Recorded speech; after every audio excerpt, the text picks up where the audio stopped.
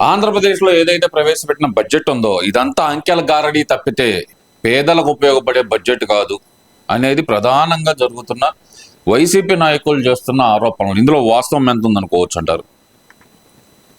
YCP వాళ్ళు ఎవరు చెప్పినా ఎప్పుడు చెప్పినా అన్ని అబద్ధాలే, ఒక్కటే నిజం చెప్పరు. దానికి ఉదాహరణ వాళ్ళ అధ్యక్షుడిని చూద్దాం. అధ్యక్షుడు ఏం మాట్లాడాడు గతంలో విందాం. సిపిఎస్ రద్దు చేస్తానని ఉద్యోగస్తులు పిలిచి వాళ్ళకు ఒక మాట చెప్పాడు. అది ఎంతవరకు నిజమైంది? అబద్ధాలు.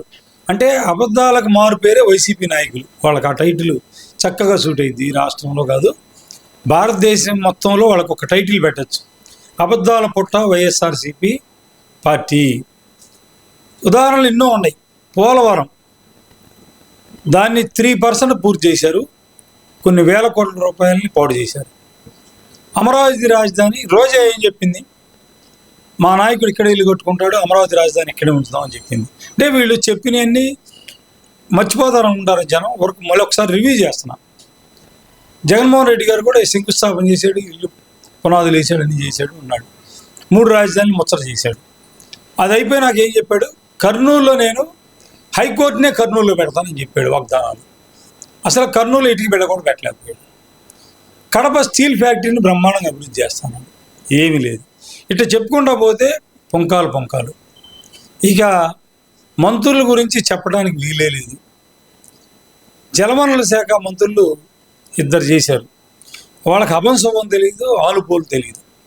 వాళ్ళకి అసలు ప్రాజెక్ట్ అంటే ఏంది, ఎస్టిమేషన్ ఏంది, మీటర్లకి అడుగులకి తేడా తెలియని వాళ్ళని మంత్రులుగా పెట్టుకున్నాడు. అంతవరకు గ్యారంటీ. వాళ్ళు ఒక ఆయన సంబరాల రాంబాబు అని గంట చాలు అంటాడు. ఒక ఆయన కదిలితే బాధ్యత సంగతి చూస్తాను. అసలు వాళ్ళ భాష భారతదేశంలో ఎక్కడా లేని భాష మాట్లాడతాడు ఆయన. ఆ నెల్లూరు నుంచి ఒక మంత్రి, వాళ్ళ సంగతి చూస్తాను, ఈడ సంగతి చూస్తాను, తొడగొడతాను. మంత్రులు ఇటువంటి చేదవులు చేసేవాళ్ళు ఇటువంటి వేళ పెట్టుకొని జగన్మోహన్ రెడ్డి గారు ఈ రాష్ట్రంలో ప్రజలందరినీ, రాష్ట్రాన్ని అదుగొత్తు పాలు చేశాడు. కాబట్టి వాళ్ళ గురించి మాట్లాడటం అంటే అసలు చాలా దారుణంగా ఉంది. మాకే వాళ్ళ గురించి మాట్లాడాలంటేనే చేదరేస్తుంది ఒక రకంగా. అంటే ఇప్పుడు సూపర్ 6 అంటూ హామీలు ఇచ్చారు ఈ కూటమి ప్రభుత్వం. ఆ సూపర్ 6 సంబంధించి బడ్జెట్లో ఒక కేటాయింపు కూడా లేదు అనేది ప్రధానంగా చేస్తున్న ఆరోపణ. అది వాస్తవమే అనుకోవాలంటారా? అంటే కళ్ళుండి కబోదులు అంటే వెళ్ళానాలి. ఎందుకంటే సూపర్ 6 పథకాల్లో పెట్టిన వాటిల్లో గ్యాస్ పథకం కళ్ళు పోనీయా లేకపోతే వీళ్ళకి ఏమన్నా తెలియట్లేదా? మతి భ్రమించింది. చంద్రబాబు నాయుడు గారు, కూటమి ప్రభుత్వం, పవన్ కళ్యాణ్ గారు, మోడీ గారు అందరు కలిపి ప్రవేశపెట్టినటువంటి బడ్జెట్ చూసి వీళ్ళకి మతి భ్రమించింది. గ్యాస్ చక్కగా సప్లై ఇస్తూ ఉన్నారు, గ్యాస్ ఉచిత బస్సు ప్రయాణం కూడా కల్పిస్తూ ఉన్నారు. దాని బడ్జెట్ ప్లాన్ చేసుకోవాలి. మీలాగా ఊరక కళ్ళబొల్లి మాటలు చెప్పడం, కళ్ళబొల్లి కబుర్లు చెప్పడం, మాయ మాటలు చెప్పడం, గారడీలు చేయటం ఈ ప్రభుత్వానికి చేత కాదు. త్వరలో చెప్పాడు చంద్రబాబు నాయుడు గారు, జనవరి నుంచి తప్పకుండా మహిళలకి ఏ విధంగా ఎట్లా చేయాలో ఒక ప్రణాళికను రూపొందించాలి.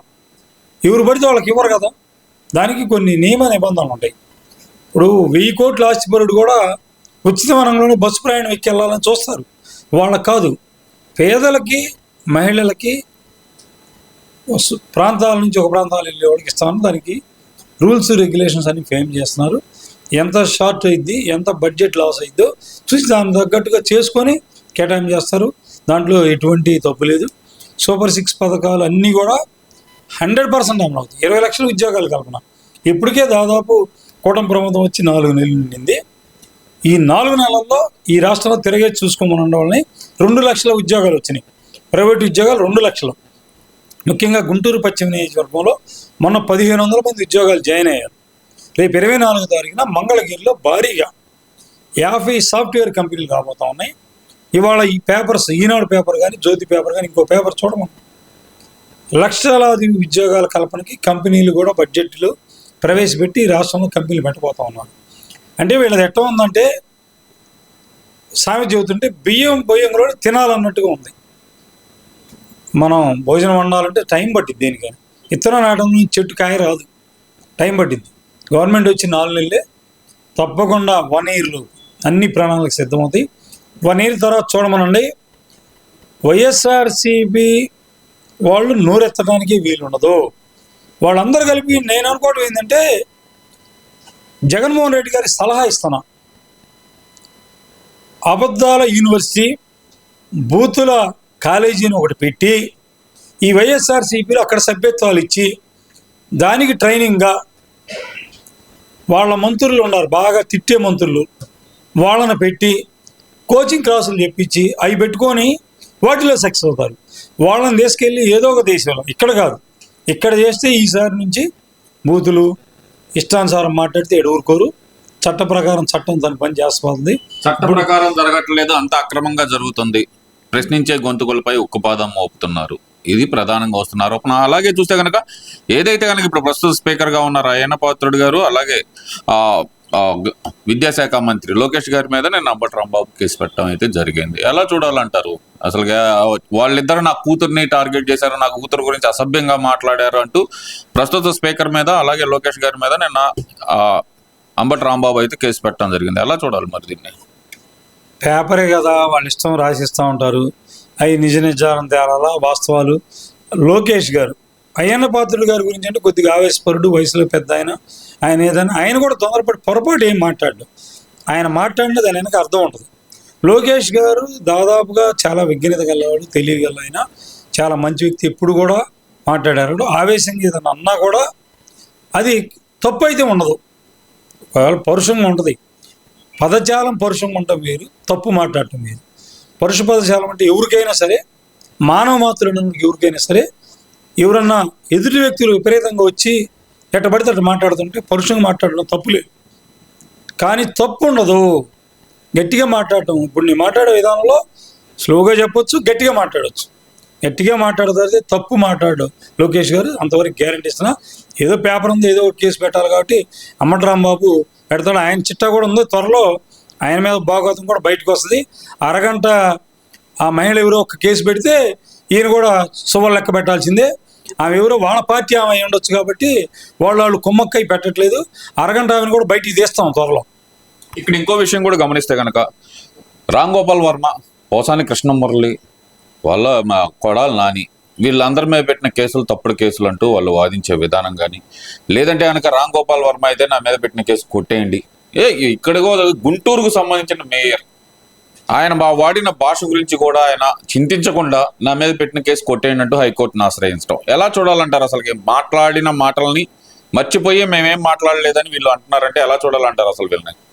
అంటే వీళ్ళందరిని ఏం చేయాలంటే గవర్నమెంట్ హాస్పిటల్కి తీసుకుపోయి ఒక ట్రీట్మెంట్ చేయించి, మా అందరికీ మతిమరుపు రోగం ఉంది, మేము ఏం చెబుతామో మర్చిపోతాం గంటలో, మమ్మల్ని ఇవ్వడం తనినా కూడా అరగంటలో మర్చిపోతాం అనే విధంగా డాక్టర్ల దగ్గర సర్టిఫికేట్లు తెచ్చుకుని కోర్టు సబ్మిట్ చేస్తే వీళ్ళకి దాన్ని అల్జీమర్స్ వ్యాధి అంటారు. అది వీళ్ళకి తెలియదేమో. అల్జీమర్స్ వ్యాధి ముదిరితే అది కోర్టు కూడా క్షమిస్తుంది. అది డాక్టర్ సర్టిఫై చేయాలి గవర్నమెంట్. వీళ్ళందరూ ఆడికి చేర్చమనండి నేను కోరుకుంటున్నాను. అంటే ప్రస్తుతం ఉన్న ఈ మాట్లాడిన నాయకులందరికీ అలాంటి సర్టిఫికేట్లు వాడాల్సిన పరిస్థితి ఏర్పడింది అంటారు. ఇప్పుడున్న సిచ్యువేషన్ చూస్తుంటే కనుక రెడ్ బుక్ ఓపెన్ చేస్తాను అనగానే ఇంత కంగారు పడుతున్నారు అంటే కనుక ఒక వైపు ఓపెన్ కాలేదు, ఓపెన్ చేయబోతాం, చాప్టర్ 3 ఓపెన్ చేస్తాం డైరెక్ట్ గా అని చెప్పి లోకేష్ గారు చెప్పిన తర్వాత వీళ్ళందరూ భయపడటానికి గల ప్రధాన కారణం ఏంటంటారు? ఆల్రెడీ ఇప్పటికే చాలా మంది మీద కేసులు పెట్టి, అంటే వాళ్ళు చేసిన పనులకి వాళ్ళ పార్టీలో శ్రీరెడ్డి అని ఒక ఆమె మాట్లాడుతూ ఉంటుంది చూడండి. ఆమె మహిళ అనే దానికి మహిళా లోకం మొత్తం, ఒక ఆంధ్రప్రదేశే కాదు ప్రపంచవ్యాప్తంగా ఉన్నటువంటి మహిళలందరూ కూడా తలదించుకుంటున్నారు. ఈమె మహిళ కాదా అనేది అందరికి సందేహం ఏర్పడుతూ ఉంది. సరే, నా పాయింట్ పక్కన పెడితే పోసాని మురళిని కానీ రామ్ గోపాల్ వర్మ అనే వ్యక్తుల్ని చీడ పురుగులు రాష్ట్రానికి, దానికి కొడాలని, ఈ ముగ్గురిని కూడా రాష్ట్ర బహిష్కరణ చేయాలా? నిజంగా వాళ్ళు మాట్లాడిన భాష, వాళ్ళు వాడిన లాంగ్వేజ్ చూస్తే వాళ్ళని విశాఖపట్నం హాస్పిటల్లో కూడా చేర్చాల్సిన పరిస్థితి ఉంది. ఎందుకు చేర్చాలంటే మతి స్థిమితం లేదు, మేము అన్న మాటలు అనలేదు అంటా ఉన్నారు. రికార్డ్స్ మొత్తం ఉన్నాయి, వీడియోలు ఉన్నాయి. పోసాని మురళి ఏం మాట్లాడాడు, రామ్ గోపాల్ వర్మ ఏం మాట్లాడు, కొడాలని మాట్లాడు, అసెంబ్లీ సాక్షిగా కొడాలని మాట్లాడేది రికార్డ్ అయి ఉంది. మళ్ళీ వాళ్ళని మాట్లాడలేదని మీరు అంటే కోర్టులు కూడా అన్నీ పరిశీలిస్తాయి. అంటే కోర్టులు మీరు ఏం పెడితే అది గుడ్డిగా నమ్ముతాయి అనేది తప్పు మీ భావన కూడా. అట్లానే రాష్ట్రంలో చాలామంది, వీళ్ళు నలుగురే కాదు 4000 మంది పైగా ఉన్నారు. వీళ్ళందరూ అందరి సంగతి కూడా లోకేష్ గారు, పవన్ కళ్యాణ్ గారు తప్పకుండా వీళ్ళ అంతు ఒక్కొక్కటి చూడకుండా వీళ్ళు మాట్లాడిన భాషకి ప్రతీకారంగా రెడ్ బుక్ ఓపెన్ చేస్తారు. దాంట్లో ఎవడైతే రికార్డులో ఉన్నారో ఆ రికార్డులో ఉన్న వాళ్ళే చట్ట ప్రకారమే, చట్టానికి వ్యతిరేకంగా మీరు ఎవరినైనా చూపించండి. తెలుగుదేశం పార్టీ అంటేనే క్రమశిక్షణ మారుపేరు. దాంట్లో సభ్యతను తీసుకోవటమే ఒక అదృష్టం. ఎవరు కూడా ఎక్కడన్నా ఒకరో ఇద్దరు ఉంటే కూడా పార్టీ సస్పెండ్ చేస్తారు. అటువంటి వాళ్ళని సక్రమంగా మాట్లాడి సక్రమంగా ప్రవర్తించే వాళ్ళు ఎక్కువ ఉంటారు. 99.9%. వైఎస్ఆర్సీపీ ఇదే తిరగేసుకుంటే 99.9% వల్గర్ లాంగ్వేజ్, మనుషులు మాట్లాడే భాష మాట్లాడే వాళ్ళు. దానికి ఉదాహరణలు చాలా ఉన్నాయి. కాబట్టి ఇకనైనా వాళ్ళు ముందు క్రమశిక్షణగా ఎదుటి వ్యక్తులతోటి, ఎదుటి ఓటర్లతోటి, కనీసం ఓటర్లతోటన్నా జాగ్రత్తగా మాట్లాడటం. ఎదుటి పార్టీ వాళ్ళని విపరీతంగా దూషించడం, కులాలు మతాలు వాళ్ళు ఇష్టానుసారం ఎట్ట పడితే అట్లా మాట్లాడుతూ ఉన్నారు. ఇంతకుముందు జగన్మోహన్ రెడ్డి గారు జడ్జీల మీద కూడా కామెంట్ చేశారు, సుప్రీంకోర్టు జడ్జి మీద స్వయాన. మరి అతన్ని ఏమనుకోవాలో ఒక పార్టీకి అధ్యక్షుడు, ముఖ్యమంత్రిగా చేసిన వ్యక్తి ఆ విధమైనటువంటి భాష మాట్లాడుతున్నాడంటే ఈరోజు అసెంబ్లీకి రాడు. 11 సీట్లు ఏంది, 1 సీట్ ఏంది? ఆ రోజు జనసేన పార్టీ 1 సీటు గెలిచినా అసెంబ్లీకి వచ్చాడు. మీకు ధైర్యం ఉందా లేదా అనేది మీరు తెలుసుకోండి. మీ వాళ్ళు చెబుతూ ఉంటారు సింహం, పులి, గర్జన. గర్జన అసెంబ్లీలోకి వచ్చి గర్జనలు అక్కర్లేదండి. జరిగింది చెప్పండి. ఇప్పుడు రూలింగ్లో ఉన్న పార్టీ అడిగేదానికి క్వశ్చన్కి ఆన్సర్లు చెప్పండి చాలు. దానికి గర్జనలు, గింకాహారాలు, తొడలు కొట్టాలు ఇవన్నీ ఏం అవసరంలా. చక్కగా గెలిపించింది మిమ్మల్ని. అసెంబ్లీలోకి వెళ్ళి ఆ ప్రాంత ప్రజల యొక్క సమస్యలు పరిష్కరించండి, మాకు కావలసినటువంటి ఏర్పాటు చేయమని మిమ్మల్ని అసెంబ్లీకి పంపించారు. అంతేగాని మీ ఇష్టానుసారం మాట్లాడి ఇళ్ళకాడ పనుకొని జీతాలు తీసుకోవడానికి కొంచెమన్నా ప్రజలు ఎంతో కష్టపడి ట్యాక్సులు కట్టే సొమ్ము గమనించండి. ఒక కిరాణా షాప్ అయినా ఉదయం 5ంటికి వస్తాడు షాపు తీయటానికి. ఉదయం నుంచి ఆయనే ఊడ్చుకొని ఆయనే అన్ని చేసుకొని సగిలేకం సాయంత్రానికి ఇంటికి వెళ్తే 1000 రూపాయలు మిగిలితే ఎక్కువ కిరాణా షాపు. రోడ్డు మీద బళ్ళు పెట్టుకునే వాళ్ళు ఉదయం నుంచి సాయంత్రం 6 కాలం కష్టపడితే 500 మిగులుతాయి. వ్యవసాయదారుడు ఎంత కష్టపడుతున్నాడు ఆలోచించారా? కూలీ పని చేసే కూలీలు ఎంత కష్టపడుతున్నారో తెలుసా? వాళ్ళకి సంవత్సరానికి నెలకి 15,000 మిగిలితే ఎక్కువ. మేము ఒకటే అడుగుతా ఉన్నాం, అసలు మేము డైరెక్ట్గా స్పీకర్ గారికి కూడా వినతిపత్రం ఇస్తే బాగుంటుంది అనిపిస్తుంది ప్రజానీకం. ఎవరైతే అసెంబ్లీకి రారో ఒక నెల మొత్తం ఆ నెల జీతం కట్ చేయండి. ఎందుకంటే మేము కూడా ఒకటి అడగాలనుకున్నాం ప్రజాస్వామ్యతంగా. అసలు కోర్టు కూడా ఇస్తే మంచిది అనిపిస్తూ ఉంది.